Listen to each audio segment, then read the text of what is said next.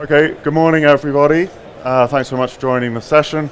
10:30 in the morning, so hopefully that is the perfect time for maximum enthusiasm from the audience. We think we've got a really great topic to talk to you guys all about this morning. So we're going to be looking at used cars. Oh, they're killing me here with this microphone. We will be looking at used car sales and where do we go from here. We've got around half an hour for the session. We'd like it to be as interactive as possible, so I'm going to spend about 20 minutes talking to the panel up here, then we're going to throw the questions out to the audience and we would love for you to get involved. My name is Paul Counter, I'm the commercial lead for Real World Analytics. My role today is just facilitating the conversation. I'm joined on stage by three titans of the used car industry. I'm joined here immediately to my right by Paul Keatley. Paul is the Client Development Director for Auto Trader. He's a very well known figure within the industry, a real expert on all things data, so he's going to have some fascinating insights for us, I'm sure. Just beyond Mr. Keatley here, I have Michael Bell. Michael is Chief Executive of Available Car, a role he's held since 2019.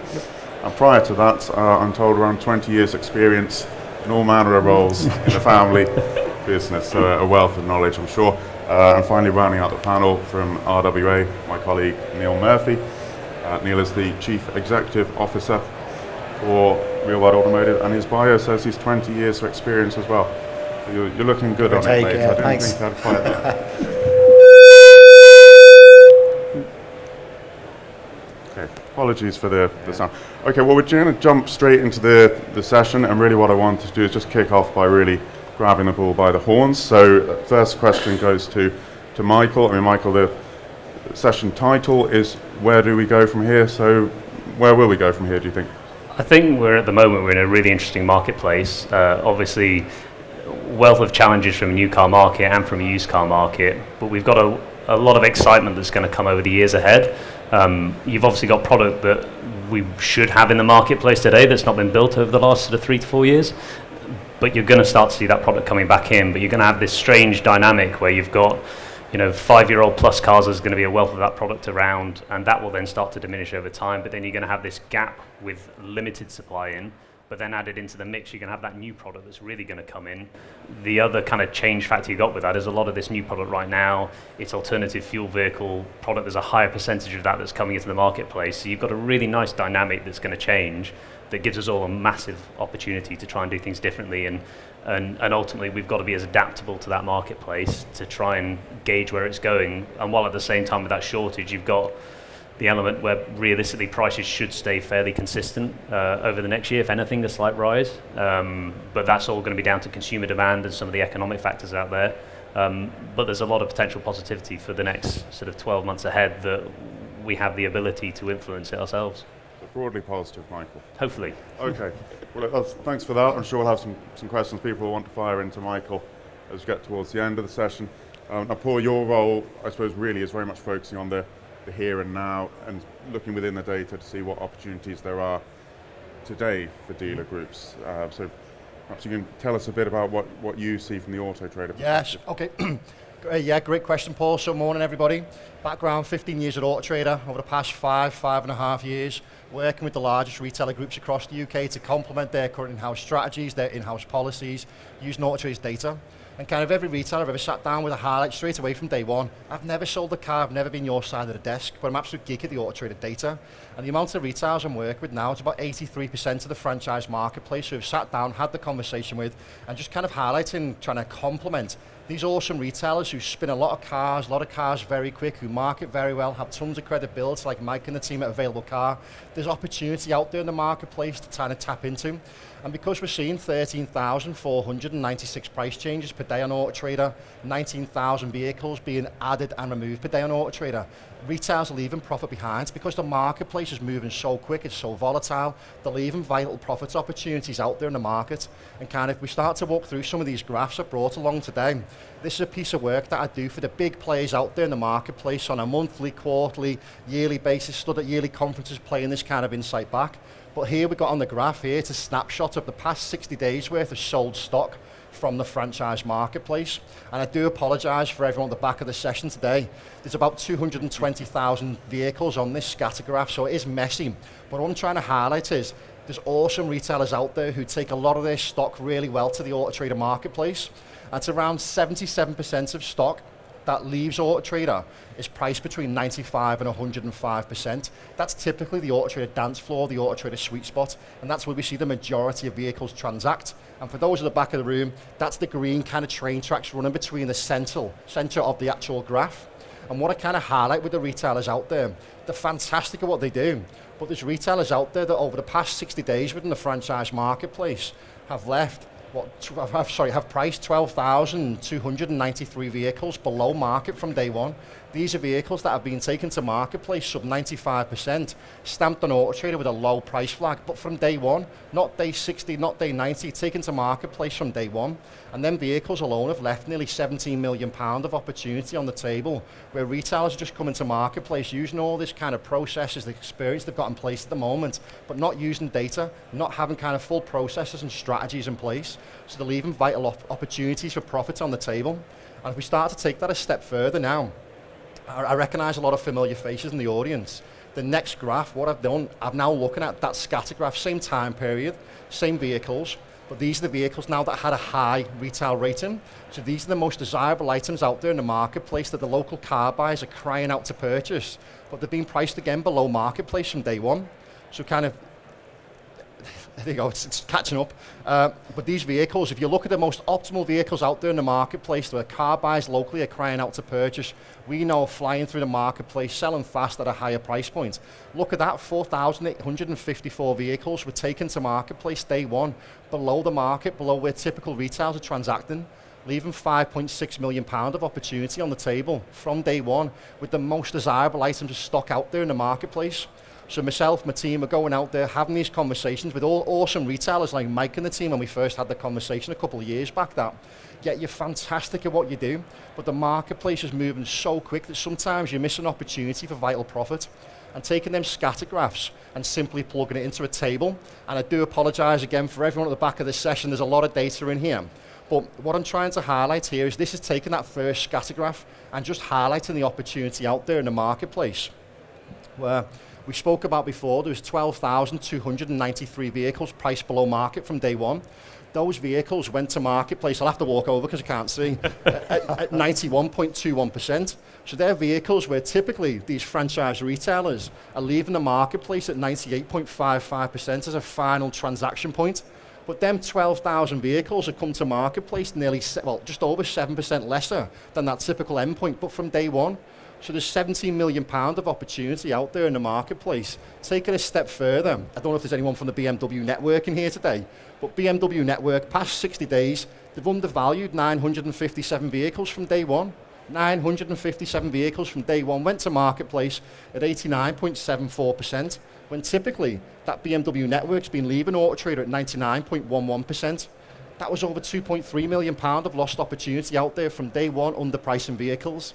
Again, take the next table.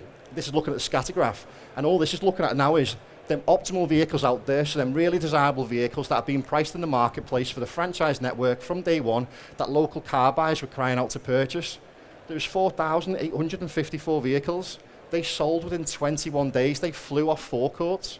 But them vehicles went to marketplace at 90.75%, when typically them retailers are leaving at 98.65%. Of the optimal vehicles out there in the marketplace, there was £5.6 million of lost opportunity, with retailers underpricing cars from day one. And I said this before at the beginning of the session, I say it to every retailer I've ever worked with. I've never sold a car, but I'm an absolute geek at this data. And the amount of retailers we sit down with and start to highlight, the data's not there to take away experience, take away gut. It's just there to complement it. There's fantastic operators outside in the marketplace, but they're leaving vital profits on the table day in, day out. And it's not until I have that conversation where we start to highlight the inefficiencies on that forecourt, the retailers kind of want to work with us and understand, okay, what's that lost profit look like for myself, and how can we plug potential strategies and policies in place to tap into that lost profit? I know you mentioned there the local retail rating pool. Just for anyone that's unfamiliar with that, can you just sort of flesh that out a bit more for us and explain how that works? Yeah, not really good. So retail rating's a metric Auto Trader brought out into the marketplace around 5 years back now, and it's simply desirability. It's a very simple metric looking at all the vehicles that have left Auto Trader over the last 28 days, and we put every one of our vehicles into a retail rating category of 1 to 100, with 100 being the most desirable vehicles out there in the marketplace. And the simple calculation behind that metric is simply based on car buyers searching for that individual make, model, derivative and plate, competition with the same make, model, derivative and plate live, supply versus demand, and also we take into consideration a hint of speed of sale, how quick that vehicle's been leaving the marketplace over the last 28 days. And that gives retailers a really good indication from day one, how desirable is this vehicle in my local marketplace within a 50-mile radius, but also how potential successful from day one am I going to be with this vehicle? Is it going to be a problem stock? Am I going to sit around with this vehicle on my forecourt for a number of weeks, number of months? And what you've got here, and I'll jump up again to highlight this, them 220,000 vehicles we've seen removed from the franchise network, I've now plugged into eight charts here. And all I'm simply looking at is from them retail rating buckets across the whole UK, top left-hand side graph is looking at the percentage of stock removed. So from the franchise marketplace, just over 17% of stock removed in the past 60 days had a retail rating of less than 20. And what you can start to see is those vehicles took an average 53 days to sell. Not only that, them vehicles went to marketplace from day one at 100.75% and left at the lowest price point out there at 98.95%. These vehicles are the marketplace's kryptonite, the nemesis stock that are typically taking a lot longer to sell, transacting at a lower price point, but also seeing the biggest price reduction of nearly £934 on average. So when I'm sat down there having these conversations with the biggest retailers out there, the best retailers out there in the marketplace, we're highlighting what if you could start to use retail rating now, understand from day one, from a sourcing perspective, from a pricing perspective, which vehicles are potentially going to be a risk, and then start to strategize from day one how we take them vehicles to marketplace. And type of the insights I've got, and I've brought this along today with me, so if there is any retailers out there who would like to talk about it in more detail, what I've got in front of me now is all them 220,000 vehicles across the UK plugged into an Excel table here. And it's breaking it down by every single group out there in the marketplace. And the big players who I'm going down, having these conversations with, we're using this kind of data now to build a blueprint to a pricing strategy. And as you can see here, look at this, the past 60 days, the Aldi network have removed 10,100 vehicles. They typically left Auto Trader at 100.32%. So what I'm saying to any retailer sit down with now, if you are in the Aldi network, for example, if we can use that 100.32% as a sweet spot and build a pricing policy and matrix around that sweet spot going forward, and then what we're starting to do is then using that pricing sweet spot where vehicles are typically selling at, then plugging them into kind of strategies very similar to things like this. That could be fully automated, part automated, or just a blueprint or a pricing policy to at least making sure we're getting our stock priced to the sweet spot, priced to where retailers are transacting, not leaving profits on the table and maximising every ounce of profits out of them vehicles. And the kind of strategies look something like this. Say, for example, we're looking at the Aldi marketplace, we're looking at the West Midlands today. I've got all the groups with me, but if we look at the Aldi network in the West Midlands, they've been leaving at 100.56%. What if we started to build a pricing policy around every vehicle that comes into stock for that network?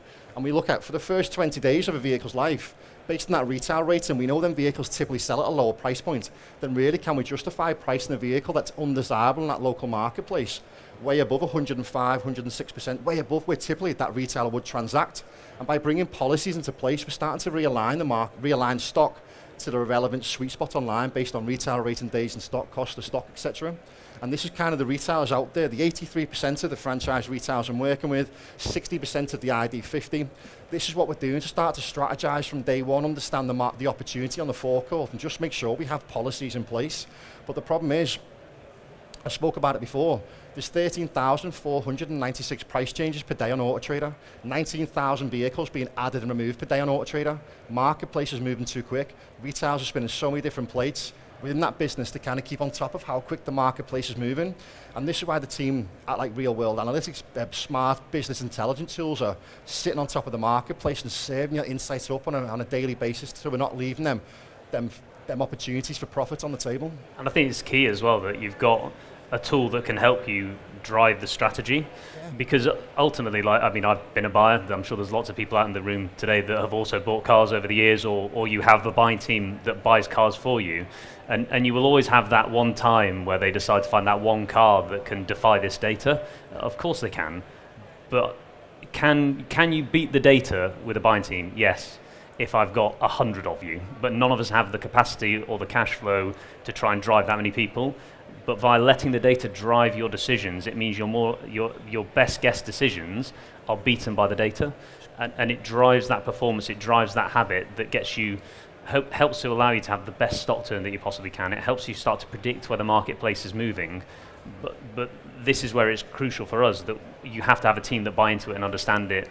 You have to be able to push it forward, and it's not about racing to the bottom to try and sell as many cars as cheaply as you can, which is probably where you think most of the people in the industry are trying to drive it. It's not. It's about trying to maximize the desirable product. That product, you should be getting the best possible price. That 103%, an Audi retail network can get an extra 1 or 2% higher than we can get because of the name, the brand on the door. So you should be driving the product and getting the best possible price for that car because it's desirable today. People want it.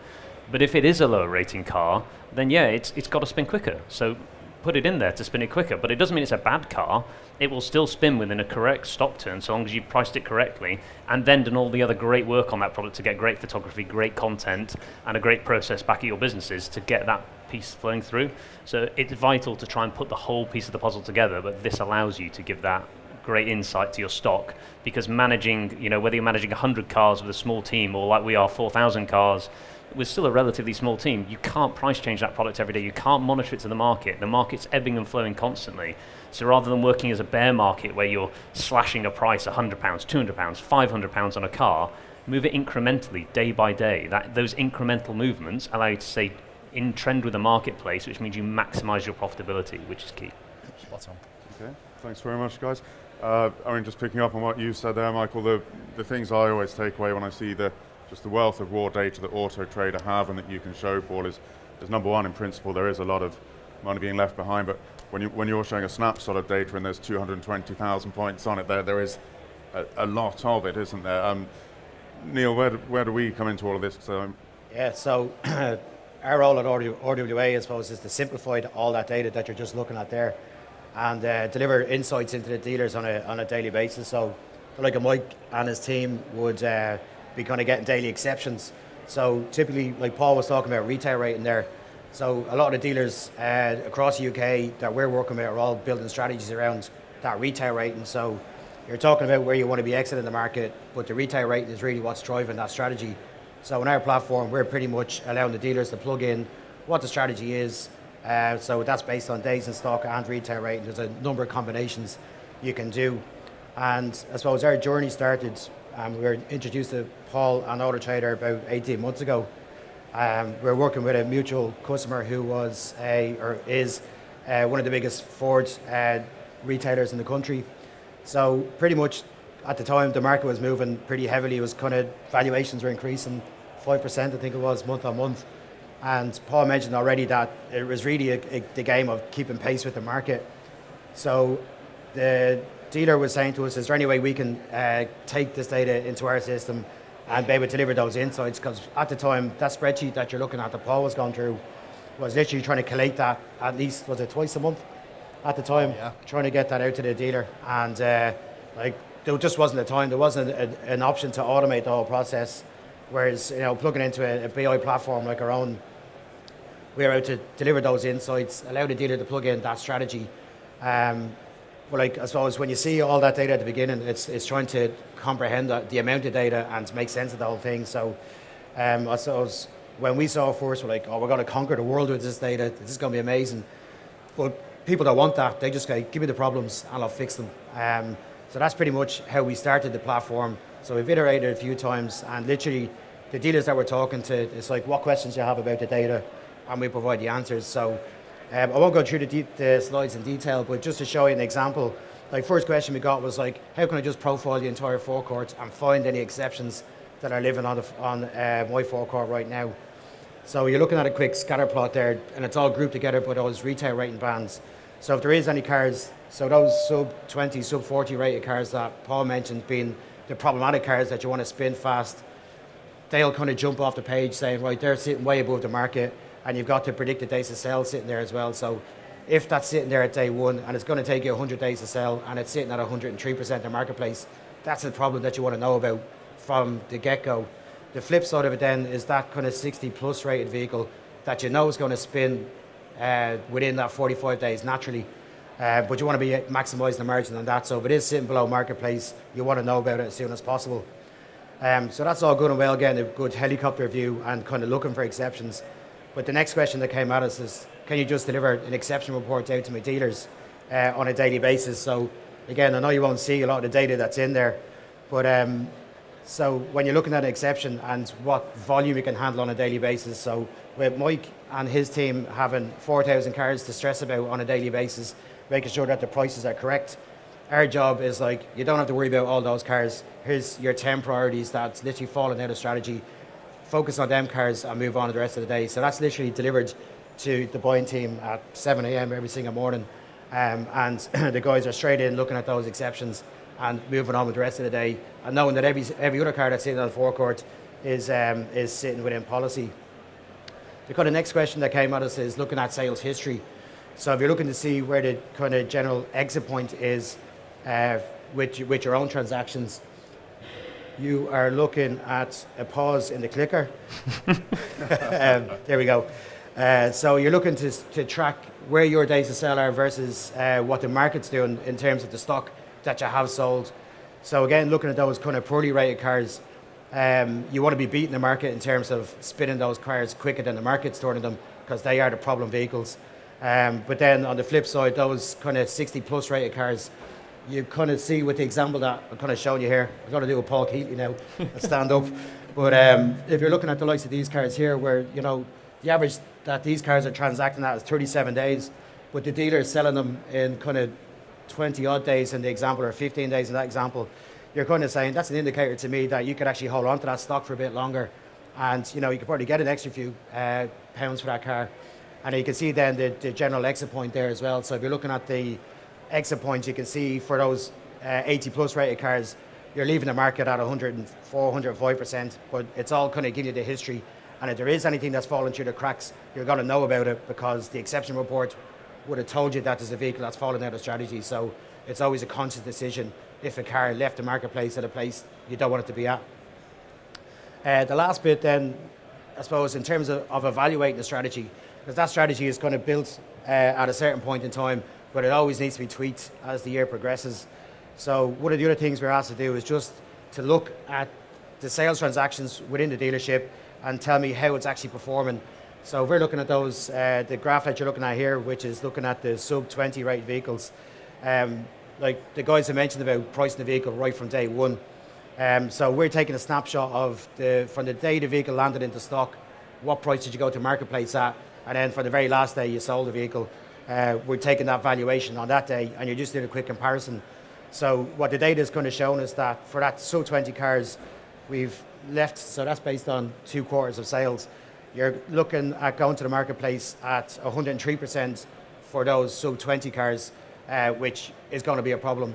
But then you're leaving the market at 98%. So that's the true transaction price that you've done with that vehicle. But the knock-on effect of not pricing from day one in this example is it's taking 103 days to sell those cars on average, which nobody wants to be at with the way things are now, because there's obviously a bit of depreciation back in the marketplace. But then it's also showing you what the stock turn knock-on effect is. So it's at 3.5 in this example. But then when you go to the flip side, looking at the strong rated cars, this example is showing us where we got into marketplace at 105%, come out at 104%. We sold the cars on average within 45 days, which is bang on the money. And our stock turn is sitting at 9.2 in this example. And, it's all a kind of a case of balancing that whole stock turn. And the insights that you're getting is you can tweak that strategy at any point in time. You can choose, especially the way the marketplace is now, because it is quite, it's fluctuating quite a bit. You can say, well, just give me the last 6 weeks worth of sales, and what way am I transacting? Do I need to make a tweak to my strategy as it is now? I think what's really important as well from our point of view is how we utilise the system with an available car. We're not sort of professing to be geniuses with data. We're not saying that we're the best in the industry by any stretch of the imagination. We're a work in progress to get to where we want to go. And pre-RWA, we were in a position where it was so much gut. There was no control. As a management team, we can't align our strategies with where we want the business to go. So for us, really, what this has done is every single one of you in here will have a buying team, we'll have people that you've got to instruct to get in line to do this pricing strategy or understand where you want to go. But how do you get people to buy into the data? How do you get them to understand? For us, it was a simplification of what we're doing. It enabled people that are not data people. Any of you that know my buying team, you'll know Paul Squires or any of those guys, they will self-confess they're not data people, but they've come on the journey with this and are now fully embedded into how we drive this forward. And that's the beauty of this system to me. It allows you to have staff that can get on board with data and understand it, and the proof in the pudding is seeing it happen, not by just going overnight and going, right, bang, we're going to change strategy completely. It's by walking your staff through this piece of the puzzle. And the other exciting thing for me with this data, and literally we've just done it this morning, is every single time I'm asking it a question, if the likes of, who am I saying, Alan Ford that ask it questions, data, if there's other people that use this product in the industry, you're all asking it different questions.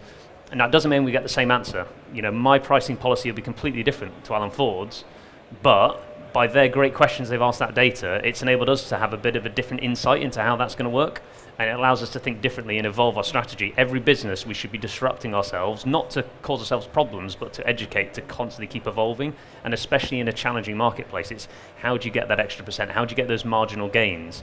And that's what's fantastic about this software, that for us it's been revolutionary, and I know you've got graphs that Paul's put together of where we were and where we are today, and it shows that kind of difference as to what it can make, and by no stretch are we finished. That's the end game. Yeah, even asking more questions this morning. Yeah, definitely. And then that is the thing, we literally this morning, we've evolved our strategy just today from what it was yesterday. Yeah. And that literally whole strategy has changed. It's an evolution though, it's not a complete switch. Okay, thanks guys. I'm looking to the back of the room to see, are we a hard finish at 11 o'clock, or are we okay to take a few questions? I'm being told yes we are. Okay. Well, thanks very much for all the input. One thing I did say at the beginning, we really wanted to take questions and get views from the audience as well, so I don't know if anyone has any questions or comments to put to the panel. We have one, okay.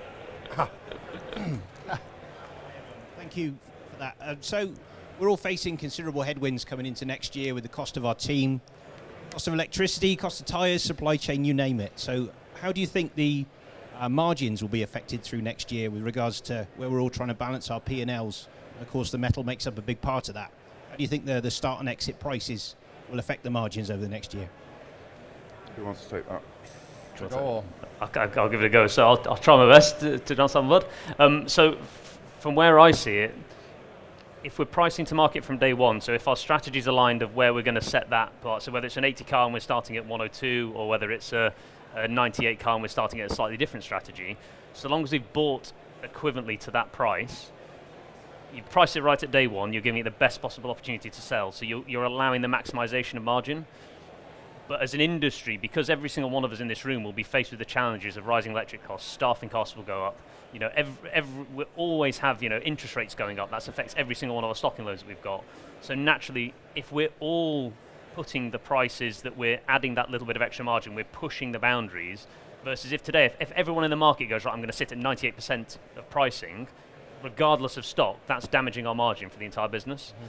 Whereas I know from competitors that are out there that won't go above 100% on pricing. Well, why? Why would you not price your desirable stock that bit more? Because it's going to sell.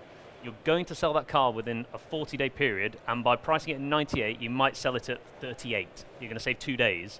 Whereas the real gain is the car that I'm going to sell at 100 days, pricing that 2% lower to get my price out at 60 days. So the gain is in the worst product, not the best. And as an industry, we're horrific at pricing that best possible stock in its best possible margin at the best possible time. But the beauty is that if you follow a strategy, and I'm not saying fully automated, but allow it to flow in automation, the market will shift. So your 100% today, or your 102%, or whatever you price it at, over the next 60 days, that will naturally downgrade. And if you allow your price to follow that, therefore you will move to the market to where it's effectively going to be. And that as well is up and down. And we're awful at pricing down as an industry. So we're great at pricing down, awful at pricing up. Products rising. If you mapped your entire stock profile today, 50% of it will have risen. If probably this week, if I'm honest with you, and certainly over the last 4 months' data that Auto Trader's proved, we've had constant pricing gains. Our price model, I think it's something about 60% of our stock has risen in price this week, 40% has dropped. Yeah. But yet my buying team probably the last 2 weeks, I openly admit, all they put was prices down. So yesterday was, guys, I need them up as well because it's desirable today, and we're going into the slowest turn of the year. So coming to January, we've got to get better and sharper with what we're doing.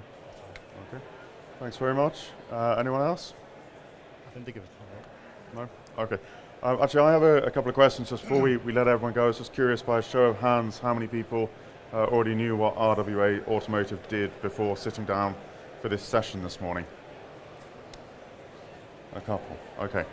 And then the same question, how many, based on what you've just heard in this presentation, would be keen to find out a little bit more and have a further conversation with us?